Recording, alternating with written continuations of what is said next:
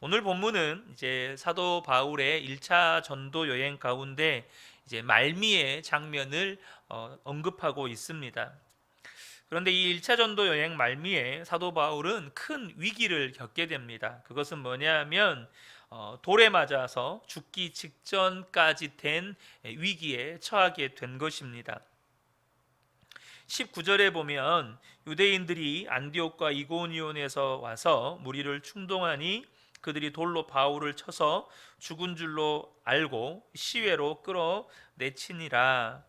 지금 사도 바울과 바나바가 루스드라까지 왔는데 본문에 안디옥과 이고니온에 있던 유대인 무리들이 거기까지 찾아와서 이 루스드라에 있는 사람들을 선동해서 이 바울을 돌로 쳐서 죽이려고 했다는 것이죠. 실제로 그들은 바울을 향해서 돌로 쳤고 또 돌로 쳤던 그들조차도 사도 바울이 죽은 줄로 알고 이 성 밖으로 이렇게 내다 버렸다는 것입니다. 지금 사도 바울은 돌에 맞아서 온몸이 터져서 이게 피가 흐르고 또 온몸에 멍이 들고 이제 그런 상태로 실신을 한 거죠. 거의 그러니까 뭐 심장 박동도 잘 느껴지지 않을 만큼 이렇게 죽음 직전 상태에 처하게 된 것입니다. 본문의 사건뿐만 아니라 사도 바울이 전도 여행을 하면서 얼마나 많은 고난을 당했는지는 사도 바울이 성경 곳곳에 이렇게 기록해 놓고 있습니다.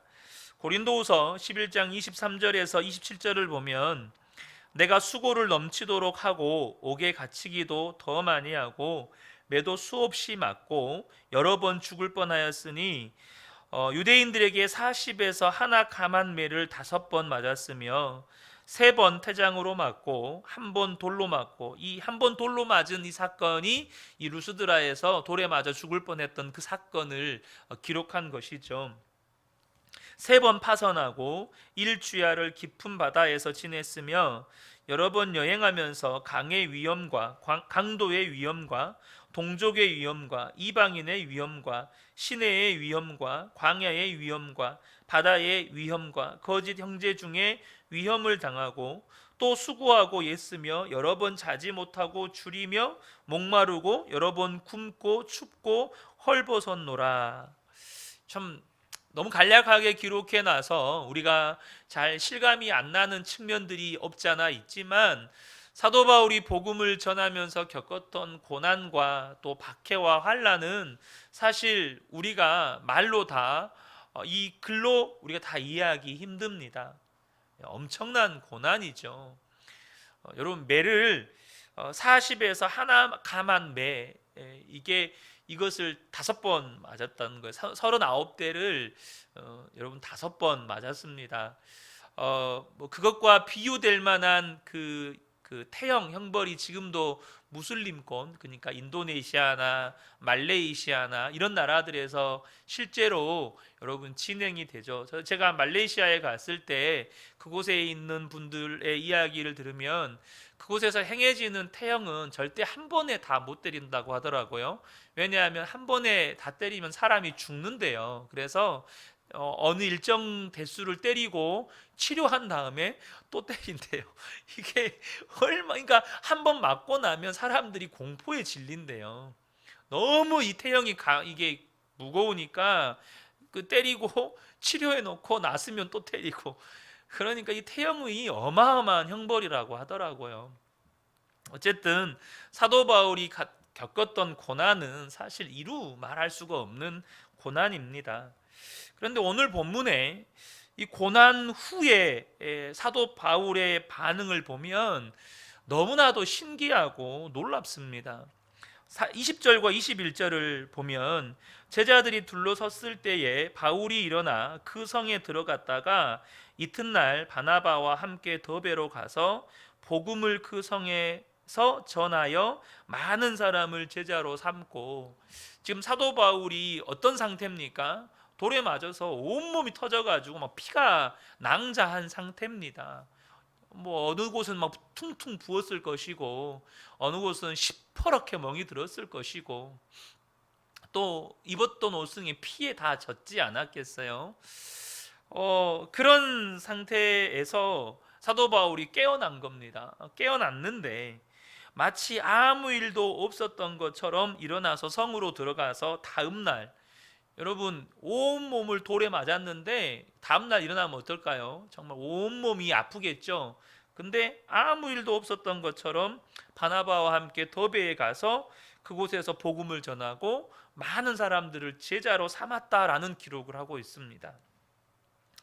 만약 여러분이 이런 일을 겪으면 어떤 선택을 할 것 같습니까?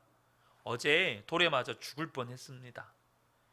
지금 밤에 자고 일어났더니 손도 제대로, 팔도 잘 안 움직이고 온몸이 멍투성이고 한쪽 눈은 떠지지도 않고 막 이런 상황입니다.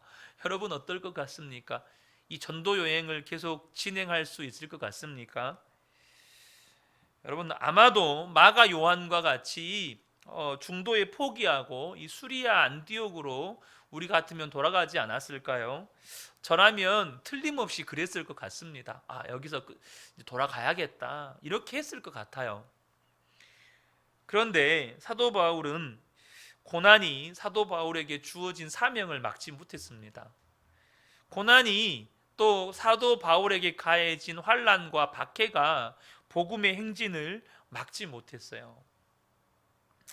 도리어 바울은 이 고난을 통해서 또 성경 전체의 사도 바울의 고난에 관하여서 기록된 기록들을 보면 사도 바울은 고난을 통해서 무언가를 깨닫고 무언가를 배우고 있었다는 사실을 우리에게 깨우쳐 줍니다. 저는 오늘 이 말씀을 통해서 사도 바울이 고난을 통해서 무엇을 배웠는지, 우리의 삶에, 성도의 삶에 계속해서 끊임없이 고난이라고 하는 것이 다른 모양으로 계속해서 우리에게 찾아올 텐데 우리 성도들이 그 고난을 통해서 무엇을 배워야 하는지 두 가지 부분에 대해서 함께 나누고 싶습니다. 그 첫 번째는 뭐냐 하면 성도가 고난을 통해서 반드시 배워야 하는 것, 그것은 주님만을 의지해야 한다는 것을 우리가 배워야 한다는 겁니다. 성도는 고난을 통해서 무엇을 배워야 하느냐? 주님만을 의지해야 한다. 성도는 무슨 상황을 맞이하든 어떤 환경에 처하든 성도는 주님만 의지해야 해. 여러분 이걸 배우셔야 돼요. 고린도후서 1장 8절에서 11절은 아시아에서 겪었던 1차 전도 여행에서 겪었던 고난을 통해서 사도 바울이 무엇을 배웠는지를 우리에게 소개합니다.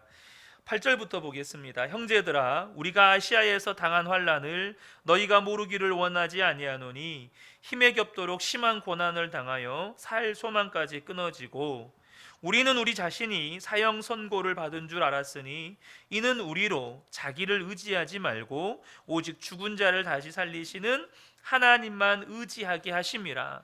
그가 이같이 큰 사망에서 우리를 건지셨고 또 건지실 것이며 이후에도 건지시기를 그에게 바라노라. 아멘. 사도 바울이 고난을 통해서 배운 게 있습니다. 그게 무엇입니까? 자기를 의지하지 않고 성도는 오직 하나님만 의지하며 살아야 한다는 것을 배웠다는 겁니다.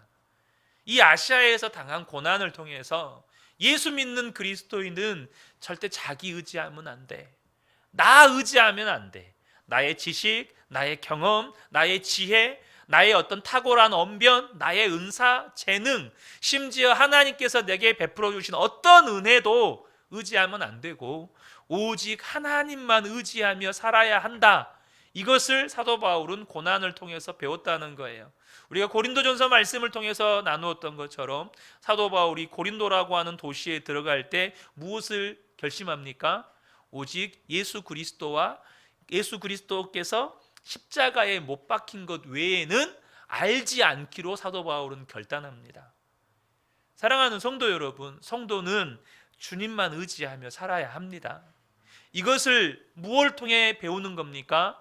고난을 통해서 우리가 배워가야 한다는 겁니다.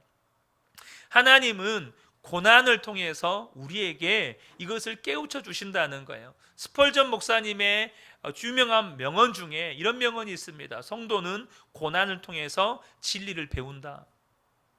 성도는 고난을 통해서 진리를 배우게 된대요. 하나님께서 이스라엘 백성들을 출애굽해서 홍해를 건넌 후에 광야로 이끌어 들이십니다. 여러분 잘 아시는 것처럼 이 시나이 반도에서 직진으로 이 지중해 길을 따라서 올라가면 11일, 길게 잡아도 2주면 가나안 땅에 입성할 수 있습니다. 그런데 하나님께서 그렇게 하시지 않고 이 광야에서 40년을 돌리십니다. 40년을. 여러분, 광야라고 하는 곳은 고난의 연속입니다. 왜 고난의 연속입니까? 인간의 생존을 위해서 기본적으로 필요한 것이 의식주죠. 인간의 생존을 위해서 기본적으로 필요한 것이 의식주입니다. 그런데 광야는 그러한 기본적인 의식주를 공급할 수 없는 곳이 광야입니다.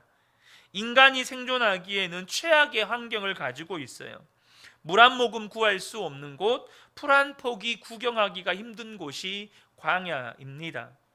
이 말은 하나님이 돌보시지 않으면 결코 생존할 수 없는 곳이 광야라는 말입니다. 하나님이 돌보시지 않으면, 이것을 역으로 반대로 이스라엘 백성의 입장에서 이야기하면 하나님을 의지하지 않으면 결코 생존할 수 없는 곳이 광야라는 말입니다.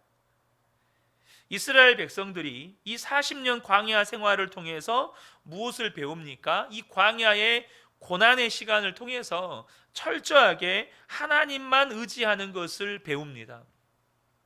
그들은 철저하게 먹을 것, 마실 것뿐만 아니라 입을 것, 잠잘 것까지 하나님만을 의지함으로 공급받습니다.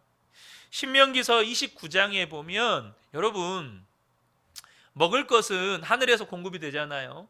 그죠? 만나가 하늘에서 내려오고 또 고기도 하나님이 먹이십니다. 반석에서 물을 내셔서 이스라엘 백성들에게 물을 먹이셨어요. 근데 여러분, 40년 동안 살려면 또 뭐가 필요하죠? 옷이 필요해요. 옷도 필요하고 신발도 필요하고 또 그들이 잠을 자야 되니까 천막도 필요합니다. 여러분들이 입는 옷 중에 40년 동안 입은 옷 있습니까? 여러분이 신은 신발 중에 40년 신은 신발이 있습니까? 없잖아요. 오늘날은 그래도 직조 기술이, 천을 만드는 기술이 뛰어나서 얼마나 천들이 튼튼합니까? 그런데 여러분, 그런 옷들도요 10년 20년 입으면 다 헤어지잖아요. 이게 사람이 만든 것의 한계 아닙니까? 그런데 그런 직조 기술도 정말로 원시적인 방법으로 천을 짜고 그걸로 옷을 만들고 신발을 만들었던 그 시절에 무슨 일이 일어납니까? 40년 동안 의복이 헤어지지 않고 신발이 닳아지지가 않아요. 심지어 텐트도 수시로 치고 걷고 치고 걷고를 반복하는데 텐트조차도 헤어지지가 않아요. 무슨 말입니까? 그들이 입는 옷 하나까지도, 그들이 신었던 신발 하나까지도 하나님께서 다 헤어지지 않도록, 닳아서 없어지지 않도록 붙들어 주셨다는 겁니다. 그게 신명기 29장 5절입니다. 주께서 40년 동안 너희를 광야에서 인도하게 하셨거니와 너희 몸의 옷이 낡아지지 아니하였고 너희 발의 신이 헤어지지 아니하였으며 라고 말합니다. 무엇을 의미합니까? 그들의 생존에 필요한 모든 것이 하나님으로부터 공급이 되었어요. 이 말은 이스라엘 백성들은 오직 하나님만 의지해야 광야에서 살 수 있었습니다. 그 40년의 시간 동안 그들은 철저하게 하나님만을 의지하는 것을 배웁니다. 그리고 이제 40년 광야 생활이 끝나고 가나안 땅 입성을 앞둡니다. 신기하고 놀라운 것은 이스라엘 백성들이 막 출애굽을 해서 홍해 앞에 서서 애굽의 군대가 뒤쫓아올 때 이스라엘 백성들의 반응은 뭡니까? 모세를 향하여서 원망하고 불평하는 거였습니다. 그런데 그것과 별반 다를 것이 없는, 뒤에는 광야요, 앞에는 요단강이 가로막고 있는 그 상황 가운데에서 이스라엘 백성들이 딱 섰는데 어느 누구 하나 원망하고 불평하는 사람들이 없습니다. 다 침묵해요. 그리고 하나님께서 여호수아에게 명령하십니다. 법궤를 맨 자들이 그 범람에 있는, 물이 가득 차 있는 요단강에 그냥 들어가라는 겁니다. 누구 한 사람 거기에 대해서 원망하고 불평하지 않고 그냥 법궤 메고 그냥 요단강에 들어가는 겁니다. 홍해 때는 갈라주기나 하셨죠. 근데 요단강 때는 안 갈라주시잖아요. 근데 어떻게 됩니까? 발을 내딛는 순간 내딛는 만큼 요단강이 멈추어 섭니다. 끊어져요. 한 중앙에 들어갔을 때는 요단강이 완전히 끊어져서 그들이 마른 땅을 들어갑니다. 자, 지난주에 나눴던 말씀이죠. 가나안 땅에 들어왔습니다. 뒤에는 요단강이 흐르고 있습니다. 하나님께서 여호수아에게 할례를 행해라라고 명령하십니다. 할례를 행한다는 건 한거 불능의 상태, 그 상태에 놓이는 거예요. 근데 이스라엘 백성들 가운데 어느 한 사람 하나님의 그 명령에 대해서 원망하고 불평하고 반대했다는 사람이 없이 다 할례를 행합니다. 신기하죠? 그리고 여리고성을 정복하도록 명령을 하십니다. 거기에 대해서도 누구 하나 원망하고 불평하지 않습니다. 지금 무슨 일이 일어난 겁니까? 그들은 40년 동안 철저하게 하나님만 의지하는 사람들로 훈련이 된 거예요. 사랑하는 성도 여러분, 오늘 본문의 사도 바울도 이 고난 이후에, 죽을 위기 이후에 철저하게 하나님만을 의지하는 모습을 보여줍니다. 그 첫 번째 모습이 바로 아무렇지도 않게 더베로 가서 복음을 전하는 거예요. 아까도 말씀드렸지만 내가 지금 어제 돌에 맞아 죽을 뻔했어요. 아니, 돌에 맞아 거의 죽기 직전까지 갔어요. 아직 몸도 성치 않아요. 아마 걷는 것도 굉장히 힘들었을 거예요.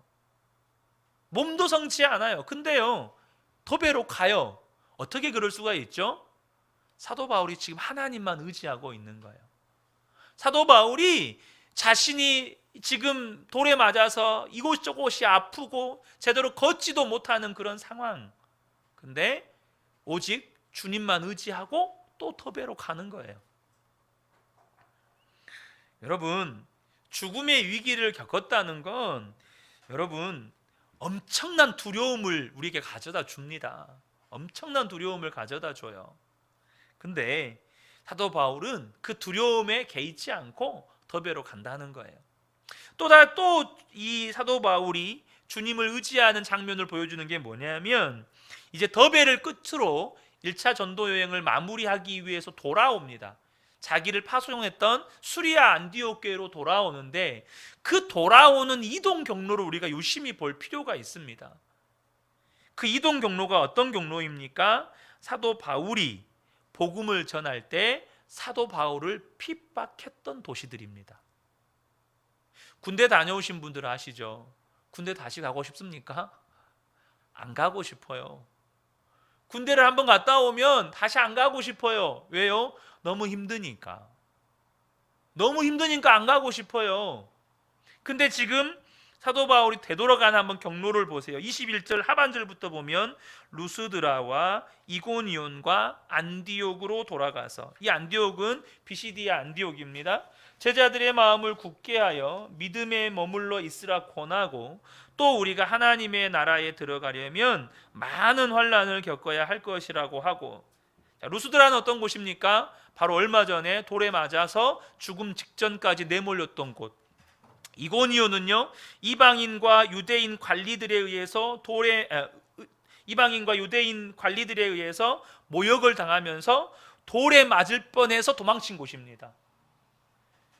비시디아 안디옥은 유대인들이 그곳에 있는 귀부인과 유력자들을 선동해서 바울과 바나바를 도시에서 쫓아냈던 곳입니다.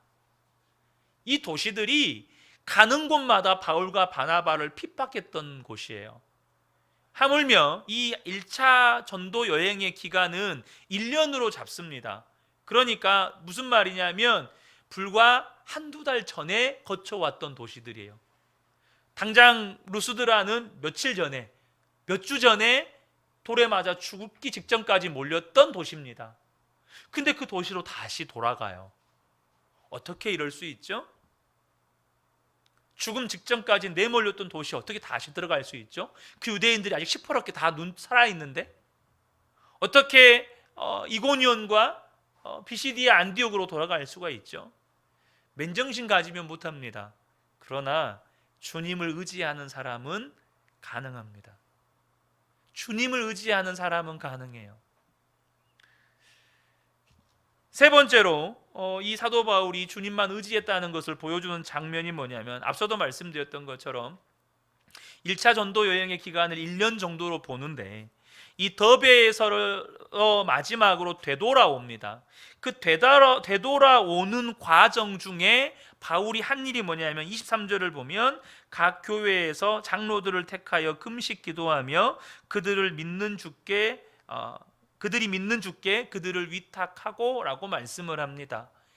그러니까 지금 사도 바울이 더베를 종점으로 찍고 돌아왔을 때 이 비시디아 안디옥이나 루스드라나 이고니온에 있는 사람들은 예수 믿은 지 몇 개월이 안 된 사람들입니다.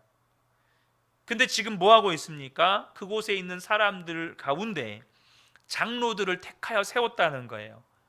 그들 가운데 예수 믿은 지 몇 개월 안 된 사람들을 교회의 지도자로 세워서 그 교회를 섬기게 했다는 거예요. 이 말이 무슨 말이죠? 여러분, 우리가 상식적으로 어떤 한 분의 성도님이 새가족이 되어서 교회의 지도자로 혹은 교회의 리더로 세워지는 데는 우리가 당장 한국 교회만 보더라도 최소 10년이 걸립니다. 최소 10년이에요. 여러분, 그렇죠? 근데 지금 바울은 몇 개월밖에 안 된 정말로 어린아이와 같은 신앙을 가진 사람들을 교회의 지도자로 세워서 그곳에서 교회를 섬기게 합니다. 근데 그 뒤에 나와 있죠. 그들이 믿는 주께 그들을 위탁하고. 이 말이 무슨 말이죠? 그렇게 그들을 주님께 온전히 내어 맡겼다는 거예요. 그 한 사람 한 사람 세우는 일에도 사도 바울은 철저하게 주님을 의지합니다. 사랑하는 성도 여러분, 지금 사도 바울이 자신이 고난을 통해서 무엇을 배웠는지를 명확하게 보여줍니다. 사도 바울은요, 고난을 통해서 주님만을 의지해야 한다는 것을 배우고 또 그 주님만을 의지하는 삶을 지금 나타내 보여주는 거예요. 여러분의 삶에 고난이 있죠. 근데 우리가 이미 겪어보지 않았습니까? 고난을 내 힘으로 여러분 넉넉히 이겨내집니까? 안 됩니다. 우리 인정할 거 인정하셔야 돼요. 여러분, 고난이라고 하는 것이 내 힘으로 이겨지고 견뎌질 것 같으면 그건 고난이라고 하지 않습니다. 내 힘으로 견뎌내지는 것, 내 힘으로 이겨내지는 건 성경에서 고난이라고 붙이지 않아요. 고난은 오직 주님을 의지할 때 넉넉히 이겨지는 겁니다. 우리가 이 고난을 통해서 하나님께서 우리에게 가르쳐 주시는 게 뭐냐면, 너는 나만 의지해야 돼. 너는 나만 바라봐야 돼. 이거를 가르쳐 주시는 거예요. 요한복음 15장 5절의 말씀 너무 잘 아시잖아요. 나는 포도나무요, 너희는 가지라. 그가 내 안에, 내가 그 안에 거하면 사람이 열매를 많이 맺나니 나를 떠나서는 너희가 아무것도 할 수 없습니다. 이것을 고난을 통해서 하나님은 철저하게 우리에게 가르쳐 주시는 것입니다. 여러분, 고난을 통해서 주님만 의지하는 분들로 여러분 훈련되어져 가시기를 주님의 이름으로 축복합니다.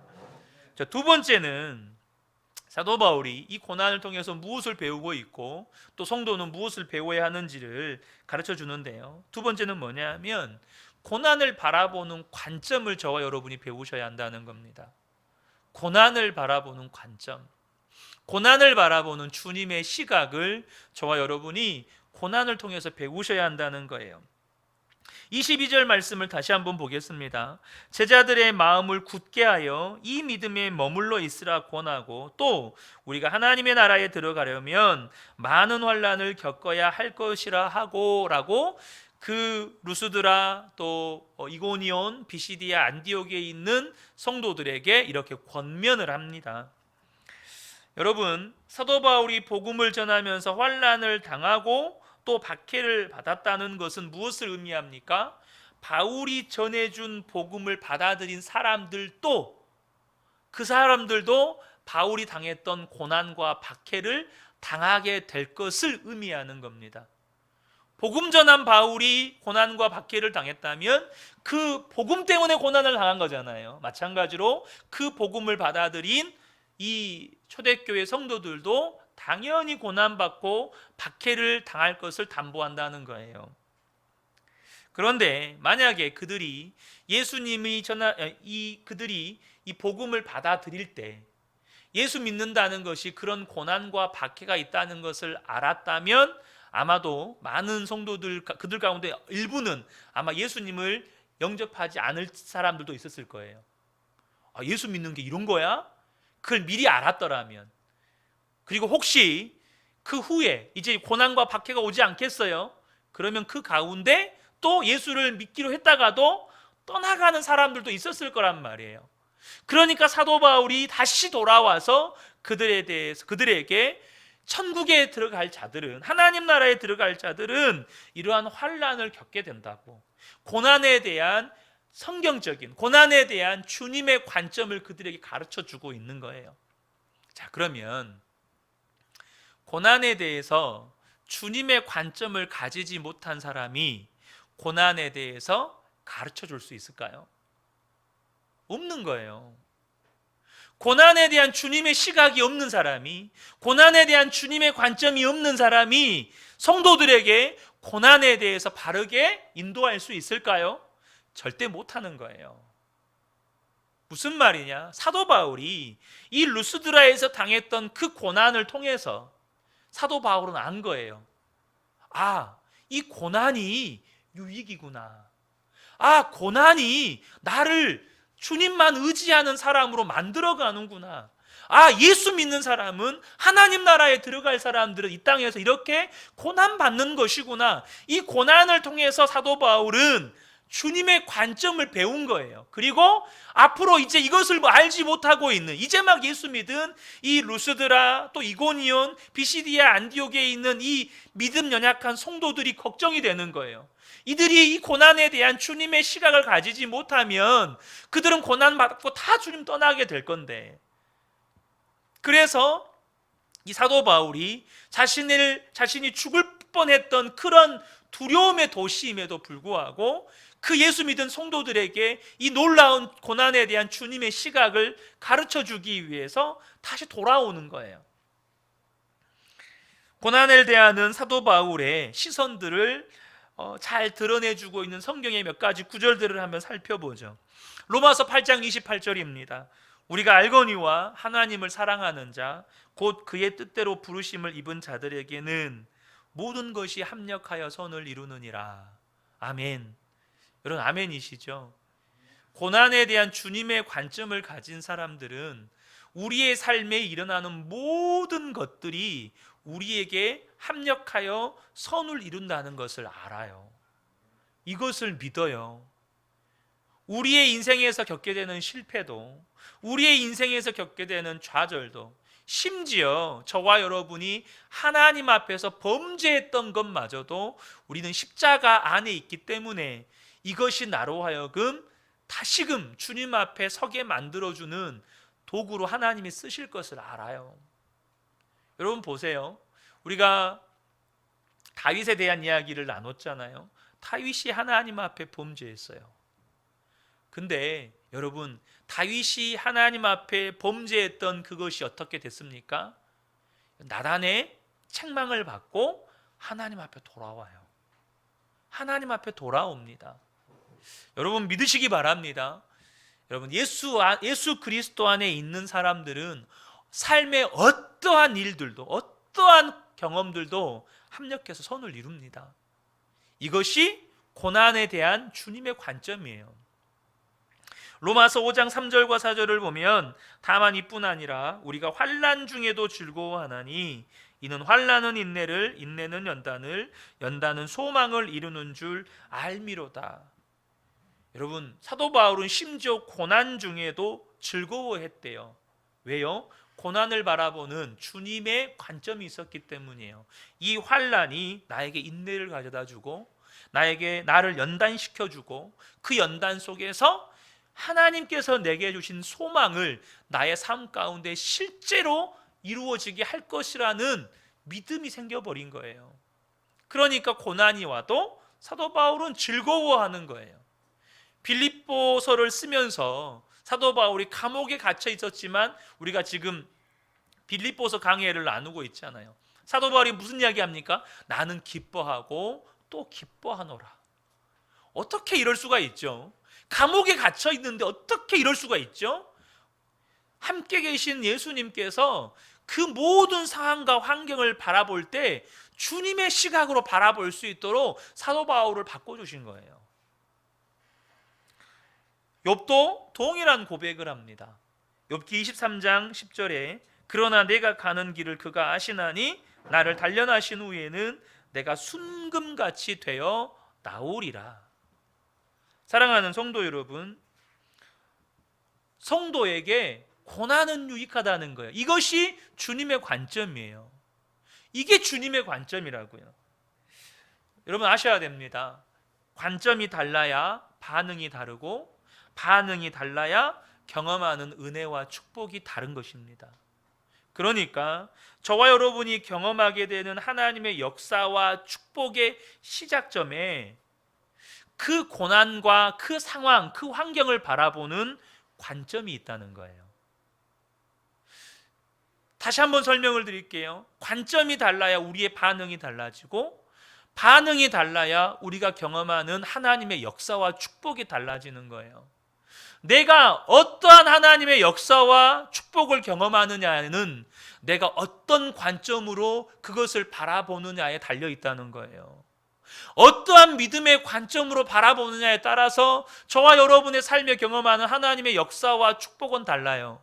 내가 그것을 바라볼 때 이것은 죽을 일이다라는 믿음으로 바라보면 그건 정말로 나를 죽게 만드는 일입니다. 그런데 이것을 바라볼 때 이것은 하나님의 놀라운 구원의 역사를 경험할 일이다라고 바라볼 때 그것은 나에게 놀라운 하나님의 구원의 역사를 가져다주는 여러분 도구가 되는 거예요. 그것을 보여주는 사건이 여러분 잘 아시는 것처럼 민수기 13장 14장에 나오는 여러분 가나안 땅 정탐 이후에 이스라엘 백성들이 그것을 어떻게 바라보았느냐로 말미암은 그 결과예요. 여호수아와 갈렙은 뭐라고 어떻게 그것을 바라보고 반응합니까? 민수기 13장 30절에 갈렙이 이야기합니다. 갈렙이 모세 앞에서 백성을 조용하게 하고 이르되 우리가 곧 올라가서 그 땅을 취하자 능히 이기리라. 여러분 갈렙은요 가나안 땅을 바라볼 때 어떻게 바라봤습니까? 우리가 올라가면 우리는 그 땅을 능히 이기고 차지할 수 있다라고 바라봤습니다. 그런데 나머지 10명의 정탐꾼은 어떻게 바라봤습니까? 그와 함께 올라갔던 사람들은 이르되 우리는 능히 올라가서 그 백성을 차지하지 못하리라. 그들은 우리보다 강하니라 하고 이스라엘 자손 앞에서 그 정탐한 땅을 악평하여 이르되 우리가 두루다니며 정탐한 땅은 그 거주민을 삼키는 땅이요 거기서 본 모든 백성은 신장이 장대한 자들이며 거기서 네피림 후손인 아낙 자손의 거인들을 보았나니 우리는 스스로 보기에도 메뚜기 같으니 그들이 보기에도 그와 같았을 것이니라. 여러분 여기서 재미있는 사실은 뭐냐면 메뚜기 같았다라고 바라보는 이 관점이 그 땅에 있는 아낙 자손들이 이스라엘 백성들을 바라보는 관점인가요? 아니면 이스라엘 백성들이 스스로 자신들을 바라보는 관점인가요? 성경을 잘 한번 봐보세요. 성경에는 뭐라고 기록되어 있냐면 우리는 스스로 보기에도 메뚜기 같으니 라고 기록되어 있어요. 그러니까 이스라엘 백성들이 스스로 자신들을 바라볼 때 우리는 메뚜기 같다라고 바라본 거예요. 아낙 자손들이 바라본 거 아니에요. 여러분 아시는 것처럼 여리고 성은 굉장히 강한 성입니다. 근데 그들이 어떻게 정복할 수 있었죠? 하나님께서 그들의 모든 간담을 녹아버리게 만들었기 때문이에요. 이 말은 무슨 말이죠? 하나님이 하시는 거예요. 근데 그들 안에는 하나님의 관점은 하나도 없었어요. 그들의 고백이 뭐죠? 우리는 올라가서 그 백성 못 친다. 우리는 가면 다 죽는다. 왜? 우리는 그들이 밟아서 죽일 수 있는 메뚜기 정도밖에 안 된다. 이 모든 건 그들의 관점이었어요. 이 모든 건 그들의 관점이었지 주님의 관점이 아니었습니다. 그러나 갈렙에게는 하나님의 관점이 있었어요. 우리가 올라가면 우리는 능히 이긴다. 우리가 이길 수 있는 힘이 있어서가 아니라 하나님이 이기게 하시겠다고, 하나님이 그 땅을 정복하게 하시겠다고 약속하셨다. 결론 부분에서 나오겠지만 여러분 주님의 관점은 주의 말씀으로부터 나오는 겁니다.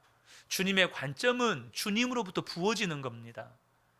사랑하는 성도 여러분, 그들의 관점대로 10명의 정탐꾼과 그 정탐꾼들의 생각을 따른 이스라엘 백성들은 그들의 입술의 고백대로 광야에서 다 죽었습니다.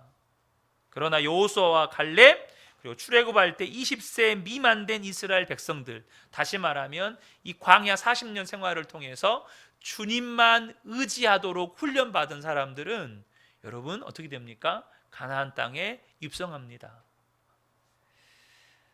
자, 결론적인 부분입니다. 중요한 사실은 우리가 예수를 믿는다고 모든 사람들이 고난을 통해서 주님을 의지하는 것을 배우고, 모든 사람이 고난을 통해서 고난을 바라보는 주님의 관점을 배우는 것은 아니라는 사실입니다. 고난 속에서 죽도록 고생만 하다가 망하는 사람들도 있어요. 그러면 어떤 성도들이 고난을 통해서 주님을 의지하는 것을 배우고 고난을 바라보는 주님의 관점을 배우게 될까요? 오늘 말씀을 준비하면서 출애굽기서를 보는데 다시 한번 출애굽기서에서 제 눈에 이렇게 싹 제 눈을 사로잡았던 구절이 있습니다. 먼저는 여러분 다 아시는 구절이에요. 출애굽기 13장 20절에서 22절인데요. 출애굽기 13장 20절 22절은 이스라엘 백성들이 출애굽해서 홍해를 앞둔 그 시점에서 기록한, 그러니까 출애굽한 직후의 시점에 기록된 말씀입니다. 아직 홍해를 건너기 전이에요. 거기 뭐라고 기록되어 있죠? 이스라엘 백성들이 애굽에서 나오자마자 그들 앞에 나타난 게 있습니다. 그게 뭐냐면 구름 기둥과 불 기둥입니다. 애굽을 나오자마자 그들에게 구름 기둥과 불 기둥이 임합니다. 20절, 그들이 숫곳을 떠나서 광야 끝 에담의 장막을 치니 여호와께서 그들 앞에서 가시며 낮에는 구름 기둥으로 그들을 인도하시고 밤에는 불 기둥을 그들에게 비추사 낮이나 밤이나 진행하게 하시니 낮에는 구름 기둥 밤에는 불 기둥이 백성 앞에서 떠나지 아니하니라. 여러분, 왜 하나님께서 구름 기둥과 불 기둥으로 그들 가운데 함께 하시면서 그들 가운데서 떠나지 않으셨을까요? 출애굽기 마지막 장을 보면 하나님께서 왜 그렇게 하셨는지가 나타납니다. 출애굽기 40장 36절에서 40절인데요. 구름이 성막 위에서 떠오를 때에는 이스라엘 자손이 그 모든 행진하는 길에 앞으로 나아갔고 구름이 떠오르지 않을 때에는 떠오르는 날까지 나아가지 아니하였으며 낮에는 여호와의 구름이 성막 위에 있고 밤에는 불이 그 구름 가운데 있음을, 한번 잘 들어보십시오. 이스라엘 온 족속이 그 모든 행진하는 길에서 그들의 눈으로 보았더라. 다른 구절이 딱 한 구절이 있어요. 어떤 구절이죠? 이스라엘의 모든 족속이 그들의 눈으로 그들이 행진하는 모든 길에서 구름 기둥과 불 기둥이 그들을 인도하시는 것을 보았다는 거예요. 사랑하는 성도 여러분, 이 말씀은 누가 광야 생활을 하나님이 그들을 단련하시는 대로 단련될 수 있는지를 보여주는 말씀입니다. 하나님께서 왜 그들을 광야에다가 집어넣으셨죠? 하나님만 의지하는 사람 되게 하시려고 집어넣으셨어요. 하나님께서 그들에게 고난을 허락하실 때 그 고난을 주님의 관점으로 바라볼 수 있는 사람이 되도록 훈련시키시려고 그들로 하여금 광야로 집어넣으셨어요. 근데 누가 하나님의 목적대로 단련되고 연단될 수 있죠? 그들의 눈으로 그들이 행하는 모든 길에서 주님을 바라보는 사람이에요. 그들이 행하는 모든 길에서 주님이 그들을 인도하실 때, 그들과 함께 하실 때, 그들 가운데 역사하실 때 그들의 눈으로 주님을 바라보는 사람만 고난을 통해서 주님만을 의지해야 한다는 것을 배우고 고난을 향한 주님의 관점을 배우게 된다는 것입니다.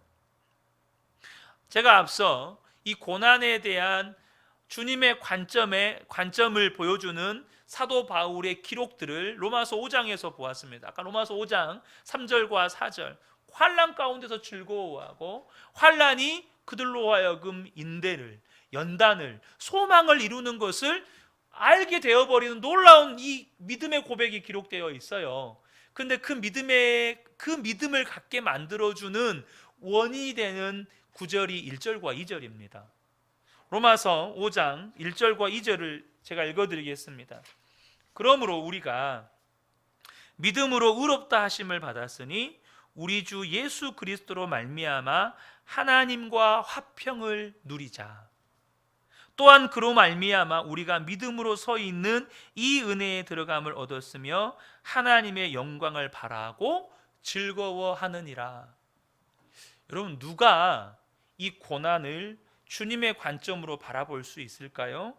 예수 그리스도로 말미암아 하나님과 화평을 누리는 사람만, 예수님 때문에 하나님과 친밀한 사귐을 누리는 사람만, 날마다 하나님의 영광을 바라고 즐거워하는 사람만 고난을 바라보는 주님의 관점을 갖게 된다는 거예요. 여러분, 고난 속에서 망하는 성도들이 있습니다. 고난 속에서 죽도록 고생만 하다가 망하는 성도들이 의외로 많아요. 고난 속에서 원망과 불평하다가 여러분 망하는 이스라엘 백성들이 수백만이었습니다. 무슨 말이죠? 고난 속에서 고생만 하다가 인생 끝내는 성도들이 우리가 생각하는 것보다 굉장히 많다는 겁니다. 그런데 하나님께서 우리에게 고난을 주신 목적은 그게 아니잖아요. 우리를 죽도록 고생시키다가 망하게 하는 것이 주님의 목적이 아니잖아요.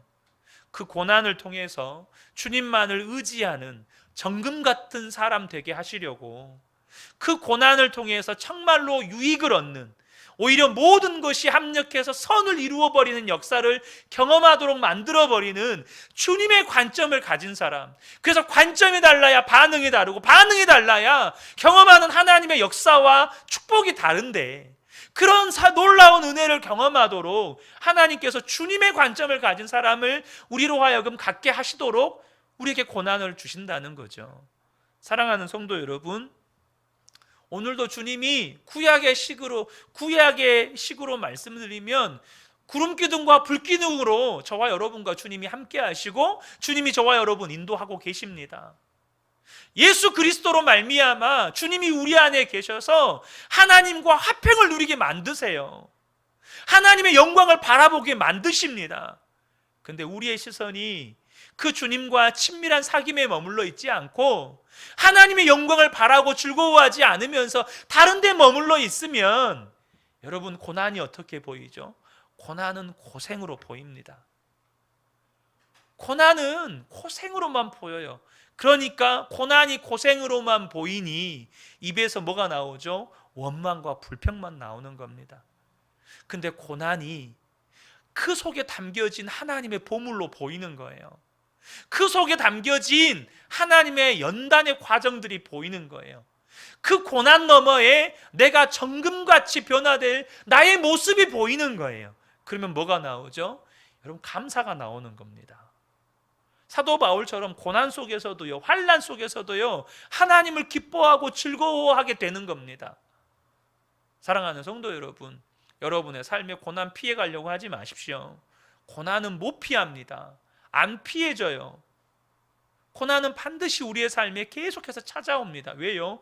고난을 통해서 우리로 진리를 깨우치시고 고난을 통해서 우리로 정금과 같이 연단하신 하나님의 위대한 도구기 때문에 하나님이 이 고난을 포기하지 않으세요.